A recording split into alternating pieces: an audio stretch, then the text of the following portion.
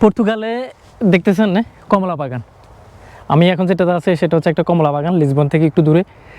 যদিও লিসবনের ভিতরে অনেকগুলো কমলা বাগান আছে, কমলাগুলো ফেকে আছে। দেখেন কোনো মানুষ নাই, কোনো চোরও নাই, কিছু নাই, এগুলো খাওয়ার জন্য কোনো মানুষ নাই। সবাই এভাবে থাকে। কেউ যদি বিক্রি করে তাহলে তারা প্রক্রিয়া করে বিক্রি করে। কত সুন্দর কমলা গাছ দেখতেছেন, এই যে দেখেন,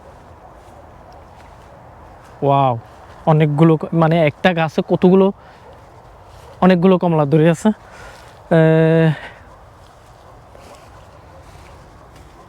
এখানে অনেকগুলো গাছ আছে। এটা এটা হচ্ছে পুরোটা একটা কমলা বাগান, এটা পুরোটা একটা কমলা বাগান। তো যদিও এখানে মালিক টালিক কেউ নাই, সে মালিক টালিক না থাকার কারণে আমরা এখান থেকে কমলা ছিঁড়ে খাচ্ছি না। যদি মালিক থাকতো আমরা তাদের থেকে পারমিশন নিয়ে কমলা নিতে পারতাম, সমস্যা নেই। আমরা এখানে কাউকে দেখতেছি না, পুরোটাই খালি। আর যেটা বাংলাদেশে হলে এখানে ভেড়া টেড়া দিয়ে অনেক অবস্থা খারাপ হয়ে থাকতো। দেখেন অনেকগুলো কমলা।